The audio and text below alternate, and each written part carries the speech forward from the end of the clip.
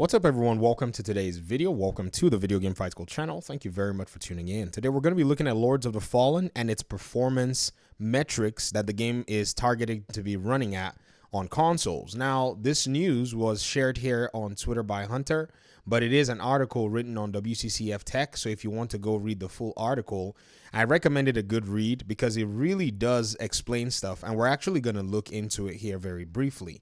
Now, this has sparked some conversations that are actually claiming that the Series S is the cause for this game running at 1080p upscaled at 60 FPS.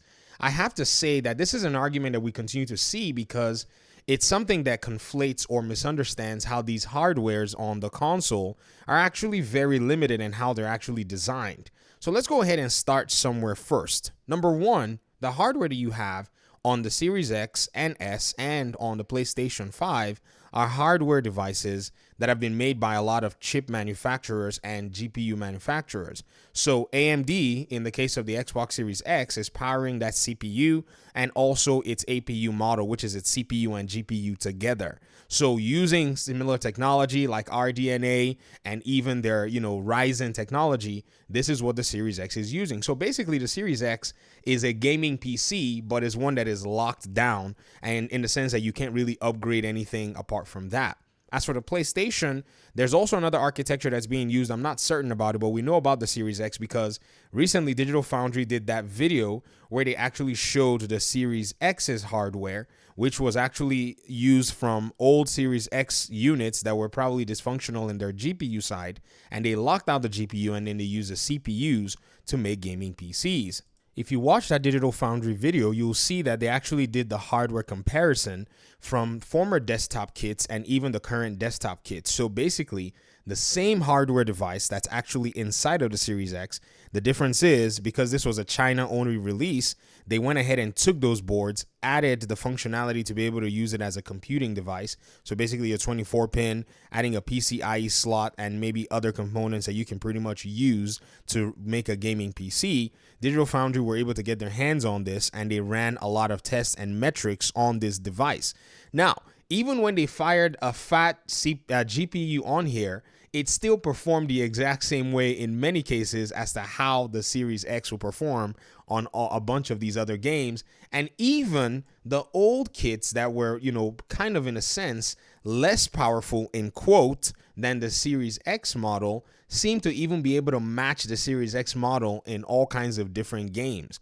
So when you actually look at the Series console and the PS5 as iterations of gaming PC, it's hard to come up with this conclusion that the Series S is holding back the generation, because the Series S is just a less powerful version of the Series X in the sense that it has a memory limitation, basically lower memory, and a few other things that limit it in terms of that. But this is kind of the practice. I think in terms of this generation, Xbox actually did a better representation of what hardware looks like in reality. Now, I'm not saying that the Series S is better or the Series X is better. In fact, I've said it that these consoles are all limited and they've caused a lot of issues in their marketing. But in reality, when you're looking at PC components in terms of gaming builds, you have to look at the fact that no one ever says anything like, oh, the 6700 XT is holding back the PC generation. In fact, on the PC side of things, we understand and realize that as hardware scales, you're going to see quality also scale as well. So if the hardware scales lower, the quality is going to be somewhat lower. And if it scales higher, then the quality is going to be somewhat higher. And most of the time, depending on how the game is optimized. So if you even look at here where they announced the game's performance, it's going to be running at 1440p at 30 FPS, 1080p at 60 FPS. And this is what they've been able to do with the entirety of the game.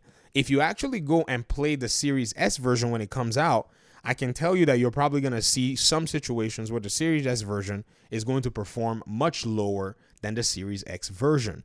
So coming up with this particular conclusion and saying, oh, this is as a result of the PS5 messing up the whole generation is highly unfair, in my opinion. When a game is actually very tasking and demanding, this is exactly what you're going to see. It's not crazy. Now, when we bring that same game, Lords of the Fallen, and we bring it to PC, we're going to see slightly similar performance with hardware that is closer to Series X, and then we're going to see performance scale later down the road. A lot of PS5 folk and a lot of Series X folk were shouting the Unreal Engine 5, the Unreal Engine 5, which brings me to the article where even the developers say, man, this particular Unreal tech is actually very powerful. So let's read the article. Let's get a little bit of technical context because this is going to be very interesting to close out this video with.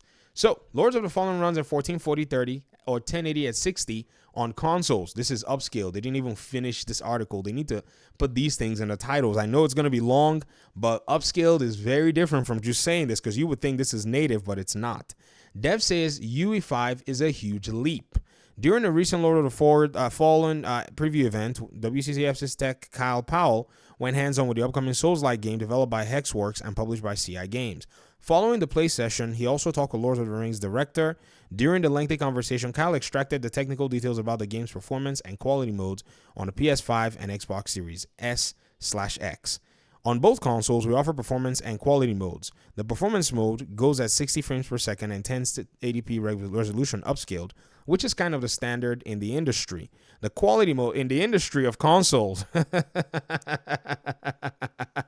He needs to say that because this game hopefully doesn't run like this on PC because that would be a matter of optimization and not leveraging new hardware. The quality mode is 2K 1440p upscaled running at 30 FPS. But even if you play at 60, Lord of the Fallen looks really good. Hexwalk so basically says Unreal Engine 5 showcases. During the interview, the developers highlighted that the significant advancements enabled by Epic's latest version of UE4. When we started the project, Unreal Engine 5 was not available back then, but we always had a branch with whatever UE5 pre-launch builds were available. Okay, that's nice because there were a lot of pre-launch UE5 builds when it was in beta, so they were actually thinking ahead. We always made sure that the game was compatible, which is possible. You can actually make your game, basically convert your game to Unreal Engine 5 file, but you have to be very careful. So this is what I don't know if you guys know what they're talking about. Those of you who are devs, you can basically create a branch in GitHub. You can just basically sync your entire builds of your games to a GitHub repository and then create a branch, basically one save that you can be using to do all kinds of fun stuff like bug testing. And then if that branch becomes successful, or maybe you add a new functionality, if it works and the whole game isn't breaking, then you can basically branch that branch out and kind of stamp and seal it. That was a crazy whatever, but that's kind of the short and sweet of what he means. The most powerful and, let's say, game-changing technology was Lumen because it allowed us to forego light maps the old school way to light environments. Whenever we came back to the designers and artists and asked, hey, how can you move that window just a bit to the right so the light focuses in this corner, they would be like, yes, sir. They would move it, then click render with the towers, and then maybe went, oh, sorry, I meant 3 meters, not 2. With Lumen, all this process is now in real time. So it was the most impactful UE5 feature for us. Nana is also great because you get a bump of quality everywhere. On top of those two, there are other elements like chaos physics, which really helps with all the close, and a lot of improvements on animation pipelines that allowed us to make movement more fluid for both enemies and player characters. So basically, UE5 is a huge leap for them. This is what they're basically touting. But at the end of the day, when the scope of your game eventually starts to go higher and higher, beware, you're going to need more juice, more power to be able to run it. In order for me to pretty much go ahead and kind of like, put the icing on the top, and one of my audience members kind of was, asking me to look at this and kind of comment on this. And I thought maybe I'd play a little clip that I played in my last video, or 2 clips, just to see how that notion that the Series S is basically ruining the whole ecosystem, whereas on PS5, the console ports are running very well. Listen to the conclusions of the PC ports of Marvel Spider-Man Remastered and God of War 2018. On that negative note, I want to positively say, though, that Spider-Man overall on PC is good. It scales really high in meaningful ways above the console version. It offers a great user experience in terms of features and menus, and for my money, I think it has the best RT graphical options we've seen in a AAA game. You have a lot of settings to customize RT, and I think almost every game should do that. That was for Spider-Man 2018. Listen to what was said about God of War 2018. So that is it in the end. God of War on PC is in general a spectacular version of the game, offering meaningful graphical options that scale wonderfully above the PlayStation version of this game. Performance on the GPU is generally very, very good, but CPU performance is a bit rough at times when loading new areas. That is something I would really love to see improved in patches. So this particular thing about CPU limitation and loading the world was something that the reviewer at Digital Foundry found out, because At the time he reviewed this, he was using a GPU, an RTX 2060, and I can't remember exactly what CPU they were using. Now, if you actually go look at God of War, the 2018 version being used on the new CPUs, you'll realize that the game actually does scale very well as your machine power continues to go up. So for those who are playing on console who want to see continuous improvement in frame rates, you're stuck at 6700 non-XT GPU for your PS5. That is the similarity of the GPU in there. And as of the Xbox, you're stuck with something that is close to the Ryzen 4750, not even close to the Ryzen 5 3600. In many games, the 3600 is basically squashing the 4800S, which is the Ryzen CPU in the Series X. So when Microsoft and Sony stepped up to the PC side of things, they fell flat, face down. Why? The CPU and the GPUs of your, consoles cannot be upgraded. You have to actually live with what it is that you get in that box. In the case of, say, somebody who's running, a PC, if they had a Ryzen 5 3600, they can basically go and say, you know what?